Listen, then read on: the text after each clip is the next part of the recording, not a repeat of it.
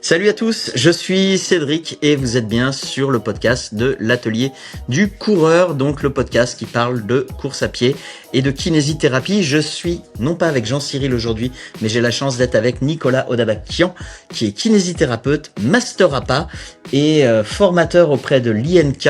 Donc Nicolas, je te laisse dire ce que j'ai peut-être oublié de dire. Très bien présenté et encore une fois je te remercie d'avoir bien prononcé mon nom de famille. Oui, ça fait nom à coucher dehors, il faut le dire. Ça fait chaud au cœur. Mais comme tu l'as dit, je suis kinésithérapeute, formateur comme toi.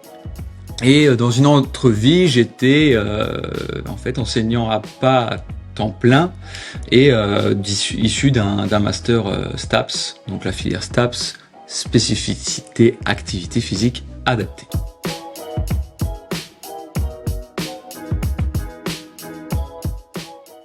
Alors, l'APA, on a parfois une image de l'APA en kiné qu'on maîtrise pas très bien, parce qu'on a l'impression que c'est juste faire des exercices ou faire de l'activité à des patients en situation de handicap. Mais pour avoir fait la formation avec toi, finalement, on se rend compte que c'est beaucoup plus que ça dans la pratique quotidienne, dans l'exercice. Est-ce que tu peux nous en dire un peu plus et lever certaines idées reçues? C'est vrai que dans l'activité physique adaptée, déjà tu préférentiellement en groupe. Ouais. L'émulation du groupe a un réel intérêt sur la prise en charge en activité physique adaptée pour réconcilier aussi les gens avec la société. Souvent les gens qui rentrent dans des parcours d'activité physique adaptée, c'est des personnes sédentaires, c'est des personnes qui ont une appétence très légère pour le monde du mouvement, du sport, de l'activité physique. Et justement, en APA, on est bien intégré une logique interne propre à des activités sportives ou physiques, ce que l'on ne fait pas forcément toujours dans la kiné traditionnelle. Ok, j'étais aussi assez surpris finalement parce que dans ta formation, on a vu que dans l'APA, en fait, c'était surtout non pas pratiquer forcément de l'activité physique, mais c'était vraiment pratiquer des sports à proprement parler. J'avais ces souvenirs d'avoir pratiqué du basket adapté, des activités de rugby adaptées et plein d'autres activités physiques. Et ça m'a beaucoup interpellé, puisque comme tu le sais, moi je pratique beaucoup donc la course à pied. J'ai vraiment une spécificité d'exercice là-dessus, sur le golf également. Et donc je voulais qu'on parle un petit peu d'activité physique adaptée, de kinésithérapie et de course à pied, parce que j'ai l'habitude de faire bosser des gens qui sont blessés, mais pas forcément de faire bosser des personnes en situation de handicap et de course à pied. Et donc du coup, ton point de vue m'intéresse beaucoup. Allez, tout ça est totalement compatible et c'est cool que tu abordes l'aspect sportif. Alors le sport, l'activité sportive à proprement parler, on l'utilise comme un outil dans l'activité physique adaptée. On peut faire de l'activité physique adaptée sans faire une discipline sportive réglementée, fédérale, codifiée. L'activité physique, par définition, c'est tout ce qui va entraîner un mouvement. Mais c'est vrai qu'utiliser un sport, une notion, une logique sportive, ça aura cet effet motivationnel en plus. Ça aura aussi la possibilité pour la personne de se représenter comme un sportif. Et là, tu abordes une discipline qui a le vent en poupe, la course à pied. Alors, ça peut être la course à pied sur terrain dur, ça peut être en trail, ça peut être de la piste. Après, là, tout est possible. Dans l'activité physique adaptée, tu peux utiliser n'importe quelle logique interne d'une activité pour faire bouger une personne, surtout Cédric. Si cette personne dans le bilan, elle t'a dit qu'elle adorait la course à pied. Et même voir à la limite, si elle aime pas la course à pied, est-ce qu'on peut pas, du coup, la ramener vers cette activité au travers de l'APA et finalement de cette adaptation à la situation de la personne, parce que je pense à beaucoup de personnes qui ont peut-être une insuffisance cardiaque, une insuffisance respiratoire, une situation d'obésité, ou des personnes qui ont eu une atteinte neuro et qu'on voudrait remettre finalement à cette activité de course. Un, parce que c'est sympa d'aller voir des beaux paysages, et puis deux, peut-être pour les bienfaits physiques de la course, Comment toi, t'arriverais à gérer ça si tu le gères? Bah, découlant du bilan, de l'entretien motivationnel que tu auras avec la personne, de ses appétences, certaines personnes vont me dire moi j'ai pas de préférence, je vous fais confiance, emmenez-moi, faites-moi voyager dans votre délire en activité physique. Et là, clairement, tu peux lui impulser des choses que toi tu maîtrises. Donc là, tu me parles de course à pied, effectivement, des personnes qui vont avoir peur de bouger au départ, mais dans l'activité physique adaptée, tu vas tout faire pour qu'elle ne soit pas en situation d'échec. Tu vas tout faire pour qu'elle réussisse l'activité. C'est le principe de l'activité physique adaptée. Si elle est adaptée, elle est faite pour fonctionner. Et c'est comme ça que tu vas réconcilier les personnes avec peut-être des traumatismes du cross du collège ou du lycée, tu sais, où dès les premiers instants, l'objectif c'était de fuir et d'aller se planquer quelque part parce qu'ils avaient une sainte horreur de ça. Et tu peux comprendre que ce n'était pas stimulant. Il va falloir les réconcilier. Ouais, parce que toi, pardon, je t'ai coupé la parole. Non, je t'en prie, vas-y. Finis ta phrase. Et toi, dans ta posture d'enseignant en activité physique adaptée, de kiné en activité physique adaptée, bah, tu vas les prendre par la main, les rassurer, leur montrer qu'ils sont capables. Et c'est là, quand tu vas leur montrer qu'ils sont capables de faire, qu'ils vont adhérer, qu'ils vont se réconcilier et qu'ils vont vouloir aller plus loin dans leur performance. C'est vrai qu'on a, tu vois, quand j'ai failli t'interrompre, on a un peu cet antagonisme dans la course à pied. C'est d'un côté des gens qui te disent, bon, en pratique, parce que c'est facile, il suffit de prendre ses baskets et d'aller courir. Mais d'un autre côté, on a beaucoup de gens qui se disent, oh là là, mais courir, je pourrais jamais courir 10 km, 21 km, 42 km, voire certains sont impressionnés par des ultra-trails, ils se disent, jamais de la vie, j'arrive déjà pas à courir après le bus. Et là, moi, courir 42 km. Et du coup, je me dis peut-être que l'activité physique adaptée, c'est aussi une façon de donner confiance aux gens. De prouver aux gens. De prouver aux gens qu'ils sont en capacité. Et du coup, se mettre et démarrer peut-être un peu plus facilement cette activité de course à pied qui peut leur amener beaucoup de choses. C'est ça. En fait, les gens ont tendance à se dévaloriser énormément. Après, je veux dire, pas que les personnes en situation de handicap ou des personnes avec des pathologies chroniques. Je pense que n'importe qui en lui a un peu ce syndrome de l'imposteur, de se dire c'est pas fait pour moi, j'y arriverai jamais, c'est pour les autres, ils sont meilleurs que moi. Et en fait, créer une énergie par l'activité physique adaptée, dans un domaine sportif ou non, tu vas leur ouvrir les yeux sur leurs capacités, en fait. Et là, tu vas exploser leur estime d'eux-mêmes. Donc et ça c'est génial. C'est merveilleux. C'est merveilleux là pas pour ça. Des gens qui se dévalorisent au quotidien, en étant bien accompagnés, vont pouvoir vraiment se réconcilier avec ça. Donc on peut parler de running adapté. Ok. Et du coup, quelqu'un qui aurait une appréhension à démarrer la course à pied, alors du coup qu'il ait une problématique physique, ce qui sera encore plus compliqué peut-être, même si je vais pas leur dire comme ça, parce que je pense que je créerais déjà un effet nocebo en le présentant comme ça, ou quelqu'un qui veut démarrer la course, c'est quoi ton truc de pro pour réussir à motiver quelqu'un à démarrer une activité physique, alors que ce soit sur de la course à pied ou sur autre chose, mais c'est quoi ton petit truc qui fait que la personne arrive à démarrer et enclencher? Comment t'arrives à embarquer les gens? Pour embarquer les gens, on peut rester sur le thème du running, bien entendu. Ouais, ça m'intéresse. Alors, je sais pas si tu dis running ou course à pied, les anglicismes. J'emploie les deux, même si je préfère les francicismes en l'anglicisme, mais après je m'adapte. On va parler de course à pied adaptée alors. Ok. Le petit truc, c'est d'éviter par-dessus tout la situation d'échec. Ok. Donc ça va être déjà découlant de mon bilan en activité physique adaptée, mon bilan médico-sportif, je saurai à qui j'ai affaire. Je réussis à cadrer, à scanner les capacités de la personne. Découlant de ces capacités, je vais lui proposer une première séance. Donc là, sur le thème, pourquoi pas, de la logique interne de la course à pied, en extérieur. Pourquoi pas, si on a un temps qui est confortable et pas traumatisant avec la neige qu'on a, ou la neige fondue qu'on a aujourd'hui, mais quelque chose qui sera confortable, et je vais passer par des séquences adaptées de running. Ça peut être, pour pas le mettre en situation d'échec, des moments séquencés. Donc une partie course à pied, une partie marche, une partie course à pied, une partie pause, que l'on va mettre en place. Alors, en fonction de ce que j'avais ressorti de mon bilan, je pourrais faire courir, par exemple, 10 minutes la personne, remettre un temps de marche, repartir sur 10 minutes, un temps de pause, repartir sur 10 minutes, j'aurais fait tout mon programme comme ça. Parce que si commence à la faire courir 30 minutes de suite, ça va être très difficile. Et je lui dis, non, mais tu continues, hein, c'est ma séquence, je l'ai prévue comme ça, tu continues les 30 minutes. Bah, la personne, elle a énormément de chances d'abandonner avant les 30 minutes. C'était l'objectif que tu lui avais donné. Tu fais 30 minutes ou rien. S'il tient pas les 30 minutes, tu le mets en situation d'échec.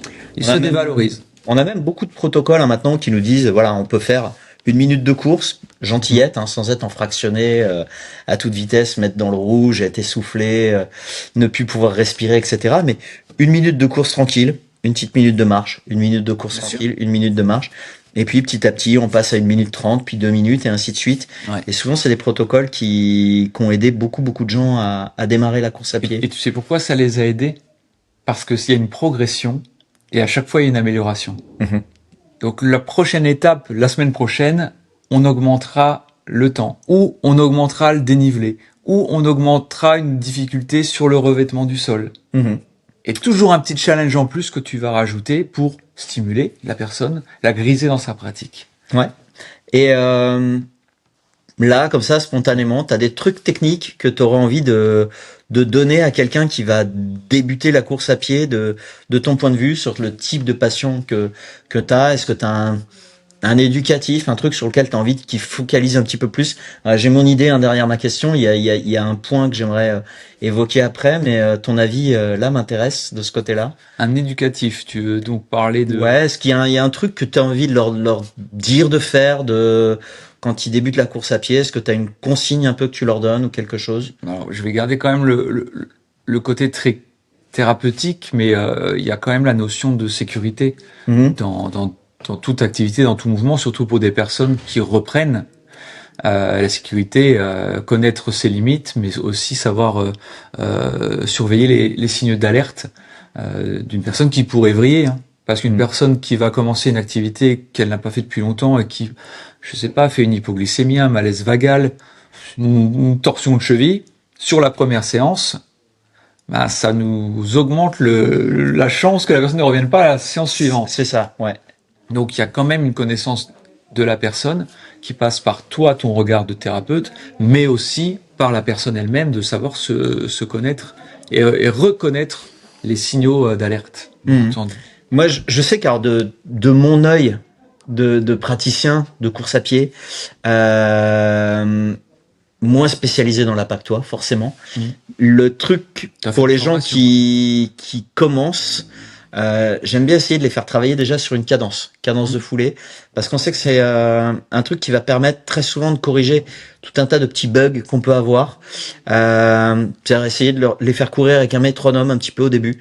Alors c'est un petit peu casse-pied d'avoir effectivement ce bip dans les oreilles, ou cette musique dans les oreilles, ce sera un peu plus agréable, mais d'essayer d'avoir une cadence qui sera entre 170 et 190 pas par minute, ce que font les Kenyans d'ailleurs pour apprendre à courir, parce que on va dire qu'à cette cadence, le cerveau s'adapte vraiment. Après, un petit bémol, effectivement, avec une cadence à 170, 190 pas minute, du coup, tu as une respiration qui va être assez rapide sur un patient qui a peut-être une problématique respiratoire, asthme ou autre, emphysème, BPCO, peu importe. Est-ce que du coup cette fréquence respiratoire qui va être un peu élevée va être simple? Ça va être un truc qu'on va adapter. Exact. Et je sais aussi, pour avoir discuté il y a pas longtemps avec Loïc Train, donc un kiné qui est très spécialisé en neuro central, il me disait, on a souvent sur des gens qui ont des atteintes neuro, alors, éventuellement type Parkinson, souvent quand il arrive à les faire courir un petit peu, mais c'est des gens qui déjà spontanément ont une cadence très élevée avec des pas très courts, et que lui, sa problématique, quand il est venu, quand on a discuté, c'était plutôt d'essayer de ralentir un peu cette cadence, parce qu'au contraire, les patients avaient beaucoup trop de cadence à ce moment-là.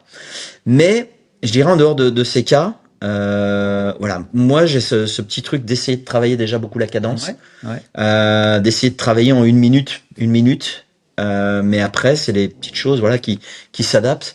J'avais souvenir en ayant fait ta formation, voilà, qu'il faut toujours essayer d'avoir des objectifs clairs, précis. Donc ça, voilà, c'est les petits trucs auxquels j'aimerais me raccrocher sur quelqu'un qui débute et lui dire, voilà, cette semaine tu vas essayer de faire ça et tu vas le réussir, et on va se mettre dans une situation facile. D'ailleurs, quand mes patients reprennent la course, j'aime bien que sur ces phases, il termine en me disant, bah écoute, ouais, cette semaine, le programme que tu m'as donné était un peu trop facile. Ok, ça me va, parce que du coup, on a réussi, on n'a pas eu de douleur. Déjà, ça c'était très bien, ils ont réussi à le faire. Et donc du coup, la semaine d'après, ce sera encore plus facile, parce que on progressera, mais on les aura pas mis en difficulté dès la première séance. Et c'est comme ça qu'ils adhèrent. Moi, j'avais une question aussi, j'en profite de t'avoir sous la main, toi qui es expert donc en course à pied, et c'est des questions que je me pose et qu'on me pose aussi auprès de mes patients, certains bénéficiaires en APA quand on les fait pratiquer, que ce soit la course à pied, la marche, ces choses-là, et on a des patients avec de la surcharge pondérale, avec de l'obésité. Et on sait que le plus important n'est pas de perdre du poids ou de la masse adipeuse à tout prix. L'important, c'est d'avoir une activité régulière. Donc, c'était les dernières études, celles de Glenn et Gasser, qui disent qu'il vaut mieux être en situation de surcharge pondérale ou d'obésité, mais être actif, que sédentaire avec un IMC normal. Ouais. Donc, c'est vraiment ça qui est le plus important. Mais bon, une personne qui souffre de surcharge pondérale, d'obésité, elle a forcément plus de charge sur elle-même. Quel type de chaussage leur proposer et sur quel revêtement aussi? Alors, c'est des super questions, parce qu'en plus, on a souvent beaucoup d'a priori chez ces gens. Qui sont un petit peu, alors quand je dis ces gens, c'est pas stigmatiser une population, mais quelqu'un qui ne fait pas de sport, quelqu'un pour qui le sport c'est quelque chose d'un petit peu abstrait, et même pour des gens qui pratiquent le sport, on va avoir beaucoup d'a priori. Par exemple, cours pas sur du béton, tu vas te blesser beaucoup plus. En fait, on a autant de blessures sur le béton que sur de la terre. Simplement, on se blessera pas au même endroit. On se blessera plus genoux, hanches et lombaires sur du béton, et parce qu'on aura un peu plus une attaque talon, statistiquement. Ça, c'est des études de Schutte en 2010-2020. Je vous retrouverai la date. Pour ceux qui aiment bien les études, parce qu'on se fait souvent reprendre en disant, voilà, on parle de choses, et puis tu cites pas ta référence. Donc là, on a la référence qui sera citée. L'exercice est compliqué. L'exercice est compliqué, parce qu'on est dans une conversation. Là, on enregistre, on a eu chacun une journée de boulot, on enregistre après. Donc c'est pas toujours très simple. Donc voilà. Classiquement, quand tu attaques talon, plus sur du béton, tu vas solliciter un peu plus tes genoux, tes hanches et tes lombaires. Si à l'inverse, tu cours sur un terrain un peu plus souple, il y a une probabilité un peu plus élevée que tu attaques un petit peu plus sur l'avant du pied, donc qui sollicitera plus ton aponévrose plantaire et ta loge postérieure, ton tendon d'Achille. Ça, c'est un premier point. L'autre petit point, on peut essayer de travailler la cadence. Ça, c'est quelque chose qui va réduire les contraintes au niveau de la cheville, du genou, des hanches, des lombaires, d'environ 10-15%. Donc, travailler une cadence, on l'a dit au début, un petit truc pour débuter, ça c'est quelque chose qui devrait aider justement quelqu'un qui est en situation de surpoids, parce que du coup, t'enlèves un petit peu de contraintes, c'est toujours bon à prendre. Après, c'était important, voilà ce que tu disais, qu'il vaut mieux quelqu'un qui soit en surpoids mais actif, quelqu'un qui avec un IMC faible et déconditionné. On a eu longtemps cette image de dire, oh là là, faut surtout pas que tu cours, t'es en situation d'obésité, t'es beaucoup trop gros pour ça, ça va pas aller, tu vas tout casser, etc. Alors qu'en fait, prends les rugbyman aujourd'hui, ils sont sur des situations en termes d'IMC d'obésité, et pourtant, ils font du sport, ils ont un bon conditionnement, ça leur pose pas de problème. Après, effectivement, quelqu'un qui est peut-être en situation d'obésité et qui débute, écoute, il aura déjà fait un premier pas, il débute, et il y va, et ça aura plein de bénéfices en termes de cœur, en termes de poumons, en termes de cholestérol, en termes de diabète, toutes ces choses-là, c'est les points que... et d'estime de soi. Et de l'estime de soi. Maintenant, effectivement, on a deux façons de voir les choses. Quelqu'un qui est en surpoids, il aura peut-être un bénéfice à être en chaussures plutôt minimaliste, parce qu'il aura plutôt une attaque qui sera sur l'avant du pied. Alors ça sollicitera un peu plus l'aponévrose plantaire, la loge poste, mais ça déchargera beaucoup le genou, les hanches. Après, pour ça, faut être quand même physiquement capable de le faire. Et c'est pas forcément simple au début. Souvent, c'est des chaussures qui sont un petit peu plus exigeantes. Mais à l'inverse, si tu prends des chaussures qui sont trop épaisses et trop protectrices, trop maximalistes, on va favoriser une attaque talon qui du coup remettra encore plus de contraintes sur les genoux, les hanches et les lombaires, qui sont souvent des zones qui peuvent souffrir un petit peu plus sur une personne qui est en surpoids. Donc je dirais vraiment essayer de trouver un intermédiaire de chaussures. En premier lieu, une chaussure dans laquelle on est confortable, ça c'est une priorité. La meilleure chaussure sera toujours celle dans laquelle on est confortable. Et dans un second temps, une chaussure qui soit quand même plutôt un petit peu légère. On va dire classiquement en dessous de 210 grammes, c'est quand même un bon compromis. Ça favorise d'avoir une cadence qui soit un petit peu plus élevée. Et puis un peu d'épaisseur de semelle, mais pas trop. Un petit drop autour de 4-5 mm, ce serait parfait. Voilà, ça c'est un peu la chaussure passe-partout. Chaussure qui favorisera quand même beaucoup ces situations. Et du coup, ben voilà, ça va pas être facile pour une personne en situation d'obésité de débuter.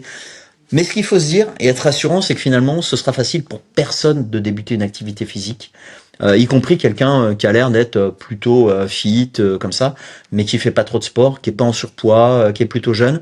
Ouais, mais quand elle va commencer la course à pied, ce sera jamais une situation qui sera facile.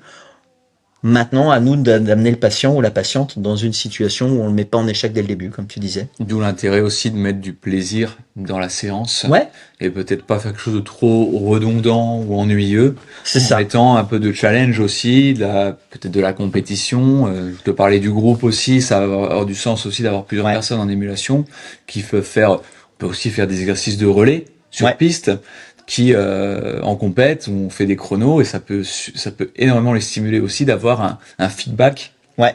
sur leur performance. Effectivement, la course en groupe aussi est très sympa. La course en relais est très sympa. Il y a un truc que j'aime beaucoup parce que finalement, alors courir c'est très bien, courir ça améliore la VO2 max, etc. Mais si on veut améliorer encore plus les choses en termes de VO2 max, si on veut consommer finalement aussi un petit peu plus de graisse, parce que souvent les gens qui veulent se mettre à courir, c'est aussi des fois dans une optique de perdre du poids. Si on veut perdre du poids en courant à allure modérée, va falloir courir longtemps, c'est-à-dire quasiment plus d'1h20. Et là, on va commencer à taper, voire au moins déjà, on commence à taper dans les graisses à partir de 40 minutes, mais plus classiquement autour d'1h15, 1h20. Ce qui est très très long pour un débutant, pour quelqu'un qui n'a pas l'habitude de faire du sport, c'est un effort qui va sûrement être beaucoup trop difficile. Par contre, quelqu'un qui va se mettre de temps en temps à courir un peu plus vite, alors soit sur un fractionné très strict, soit éventuellement sur ce qu'on appelle du fartlek. Je vais détailler un peu le truc après. On va avoir des périodes où on se met un petit peu dans le rouge, ce qui va aller dans le rouge, mais on va mobiliser toutes les filières énergétiques, y compris celles qui consomment des graisses. Et ça permet d'améliorer un petit peu plus notre condition physique rapidement, de consommer un petit peu plus facilement de graisse. Alors voilà, on va pas non plus maigrir, on va pas perdre 10 kilos sur une course, faut être réaliste, mais on sera peut-être plus efficace comme ça. Et le fartlek, ça se passe comment? C'est un moment où on se dit, ok, je cours, et là, sur le premier repère que je vais voir, je vois un arbre sur le bord de la route, et je me dis, de cet arbre à la poubelle qui est un petit peu plus loin, ou l'arbre qui est plus loin, ou la voiture rouge, bleue, ou peu importe sa couleur, qui est un peu plus loin, bah, sur cette période-là, je vais accélérer un petit peu. Alors, je me mets pas forcément dans le rouge. Le but est pas de s'étouffer, de mourir complètement intoxiqué, mais de se dire, ok, là, je module ma vitesse, je trottine tranquille, et là, effectivement, de ce repère-là à ce repère-là, au début, on va se mettre des repères très courts, mais je force un petit peu l'allure. Et puis, ben, le coup d'après, on récupère un petit peu, et dès qu'on est un petit peu mieux, ben, on se redonne des repères. Et c'est assez ludique, finalement, parce que on s'impose pas quelque chose. Pour commencer, ben, on court gentiment, et puis par moment on accélère un peu le rythme, mais on l'accélère de façon loisir, très challengeant, en se disant, bah tiens, alors tu vois le petit arbre là, voilà, je vais courir jusqu'à cet arbre-là. On se donne un objectif qu'on voit. Alors parfois quand on a le chrono, bah, on attend que le chrono nous dit 30 secondes, 1 minute, 2 minutes, et puis on court. On est au bout de sa vie, comme disent certains, et puis on se dit, voilà, combien de secondes encore? On regarde un peu, et c'est un peu compliqué. Donc ça, c'est pas forcément très très simple. On est en hiver, au moment où on tourne le truc, je vois que sur tes notes, hein, t'as noté patient asthmatique, est-ce qu'on court sur un air froid? Bah ouais, l'air froid, ça va pas être très très simple. Ça a tendance à brûler, entre guillemets, un petit peu le poumon. Ça favorise un petit peu un bronchospasme. Donc, bah, essayez d'éviter, si l'air est très froid, très humide, essayez d'éviter peut-être de courir comme ça, tôt le matin, essayer de prendre un moment de courir le week-end, au moment qui sera peut-être le plus chaud de la journée, pour peu qu'il y ait un petit rayon de soleil, ce sera peut-être un petit peu plus facile à encaisser que d'aller courir très très tôt avec beaucoup de brume, même si ça fait de beaux paysages et que c'est assez motivant d'aller voir ces beaux espaces. C'est ça qui est essentiel, et que ce soit avec des patients avec des fragilités qui rentreraient dans des dispositifs APA, ou des personnes que tu peux prendre en charge dans ton cabinet ou sur de la thématique vraiment course à pied, c'est indispensable de leur faire un bilan spécifique, quoi. Ouais. De connaître déjà un peu leurs antécédents, de connaître leurs facteurs de risque et signaux d'alerte, mais aussi leurs capacités. Est-ce que toi, tu mets en place un bilan spécifique avec ces gens? Ouais, l'idée ça va être, si j'ai un tapis au cabinet, de les faire un petit peu courir, de les faire ressentir un peu ça Ouais. déjà, de leur montrer dans le cabinet et de leur dire ok, dans le cabinet, vous voyez, c'est pas forcément ce qui est de plus rigolo de courir sur un tapis. Vous verrez que c'est vachement plus sympa quand on court dehors et qu'on a la chance d'avoir un petit peu de nature près de chez soi. Un beau spot, se trouver un petit coin, le petit parc sympa, aller en voiture jusqu'au parc sympa et puis trottinette, vélo, n'importe quelle mobilité, qu'elle soit douce, dure ou autre, et puis profiter des beaux espaces. C'est des fois un peu plus joli que d'aller courir le long du périphérique parisien. Mais voilà, essayer de trouver ces motivations dans un beau paysage. Après, dans mon bilan spécifique, ouais, l'idée ça va être d'essayer de leur faire travailler déjà un peu la cadence dans le cabinet, de voir comment ils courent, d'essayer de les conseiller un petit peu sur un choix de chaussures. Bon, ça c'est des choses qu'on développe beaucoup plus sur la formation et que on aura peut-être du mal à développer sur notre petite demi-heure de podcast. C'est sûr. Mais voilà, il y a des petites choses qui sont à voir. Mais de mon côté, c'est pas très très compliqué. Après, effectivement, pour réussir à trouver le bon dosage pour chacun. Bah après, il y a aussi tout ce qui est bilan APA ou médico-sportif et il est apparu le bilan sport-santé aussi. Ça, c'est la FMKR qui l'a proposé et qui permet de scanner la personne dans ses capacités plutôt que ses déficiences. Ça, c'est important aussi de le valoriser, c'est de trouver vraiment ce que la personne est capable de produire plutôt que tout ce qui pourrait venir l'empêcher. C'est trouver le positif plutôt que le négatif. Le verre à moitié plein. Ouais. Toujours. Ça, c'est très important. Et c'est hyper important, c'est valorisant, en fait, pour les publics qui veulent reprendre et qui ont besoin d'être mis en confiance. Et je trouve que, toi, tes impulsions, elles sont super bonnes et elles vont dans la vraie logique, sport santé, dans la vraie logique APA. Même si je maîtrisais pas tous les points, comme quoi, tel Monsieur Jourdain, je faisais de l'APA sans le savoir. Mais comme beaucoup de confrères et beaucoup de consoeurs qui le font sans le savoir, maintenant, le tout, c'est de mettre un cadre spécifique et d'apporter cette petite notion d'animation, de pédagogie, de fun, de ludique et de logique interne, qui est l'emballage cadeau, en fait, de l'activité qui motive et qui donne envie de revenir. Eh ben, c'est un excellent mot, Nicolas, en tout cas, qui sera un peu notre mot de la fin pour aujourd'hui. Merci Nicolas d'avoir été avec nous pour ce podcast, merci, qui j'espère vous a passionné. Écoute Nicolas, tu reviens quand tu veux sur le podcast, que Jean-Cyril soit là ou pas. Et puis écoutez, nous on se retrouve semaine prochaine pour un prochain podcast. Merci à tous et puis à bientôt. À bientôt.